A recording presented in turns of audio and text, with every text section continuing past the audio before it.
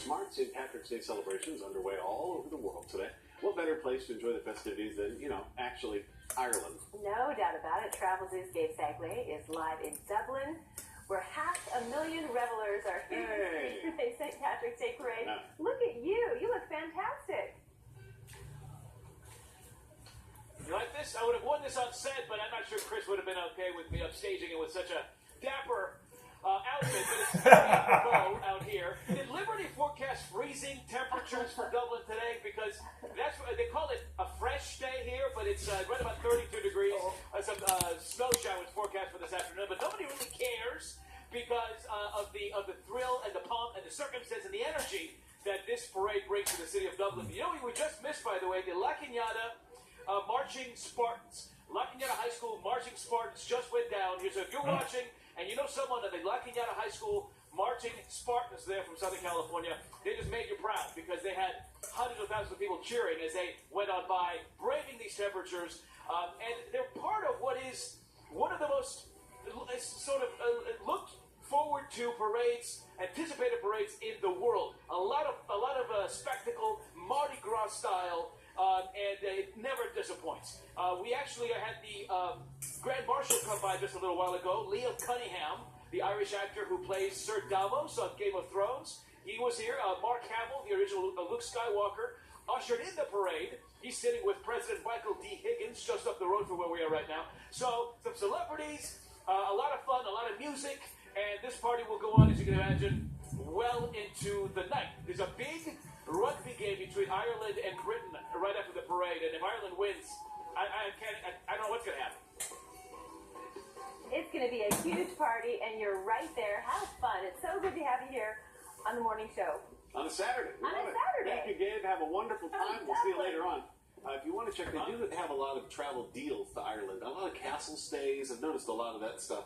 You can go to TravelZoo.com/TV and see the latest information about Ireland.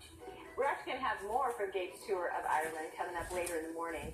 That's like his thing. He always goes there.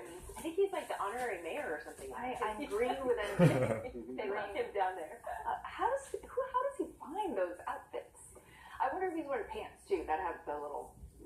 I'll have to ask, right? Yeah. We'll have to do like a full body I've seen a bolt of that fabric. You go to Joann's. Yeah. It's just crazy. The fabrics. Like, what are you ever going to use that for? Oh, when you need a fuzzy St. Patrick's Day jacket. A full suit for Gabe Saglie. I like the clearance section at Joann's. Isabella likes to go pick out, 99-cent. Yeah. Make something out of that. Yeah. That was like the best as a kid. Joann's and Michael's. Does she use the sewing machine? Not yet. Oh, okay. Want to get. That's fun. That's super fun. I have lots of things that she can help me sew. Really? Lots of things she can help me sew. I used to make pillows with my cousin, and then we would sell them. We were entrepreneurs, apparently.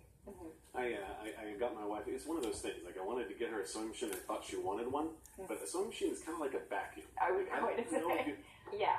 That's not like a birthday, Valentine's Day gift. I walked the line. She was very happy. I was going to say, she's very crafty. Yeah.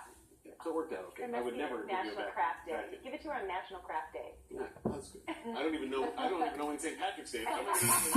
I'll look it up for you.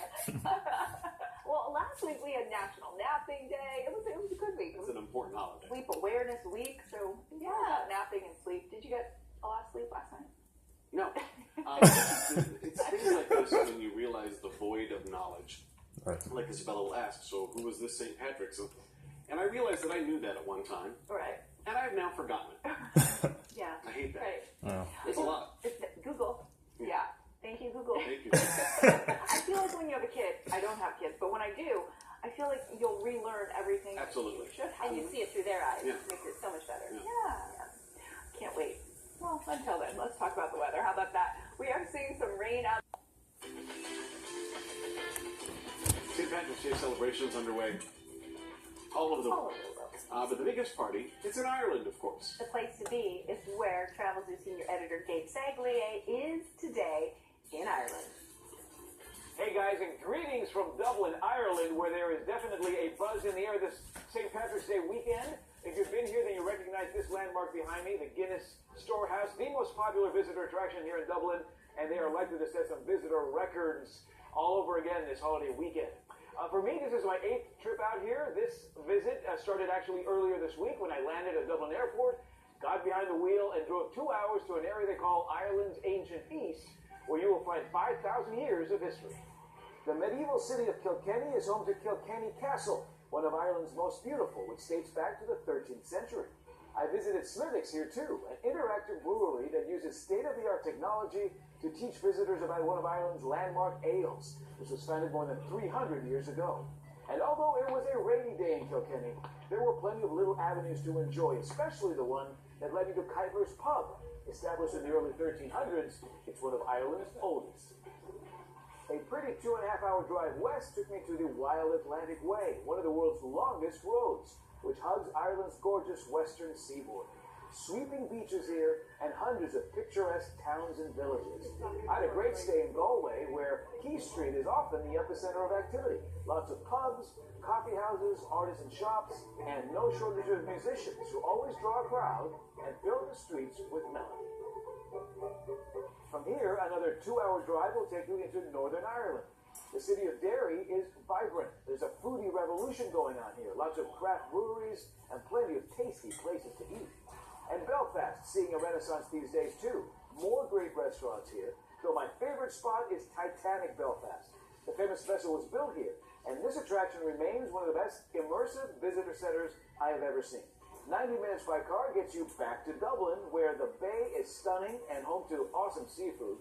Lots of cathedrals and free museums here. And of course there's Guinness, makers of what's probably the world's most famous stout beer.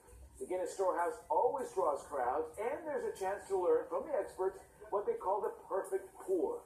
6 steps, 119.5 seconds, and plenty of patience to what many call the perfect sip. More than 1.8 million people have visited Ireland last year, and Ireland remains the most searched for European destination on the TravelZoo website. For exclusive deals to get you out here, check out TravelZoo.com, of course. All right, now back to you. Gabe, thank you so much. What a neat thing that he does every year. For more information on those deals and information about Ireland travel, you can go to TravelZoo.com/TV. We will be right back with your top stories of the morning. Stand by.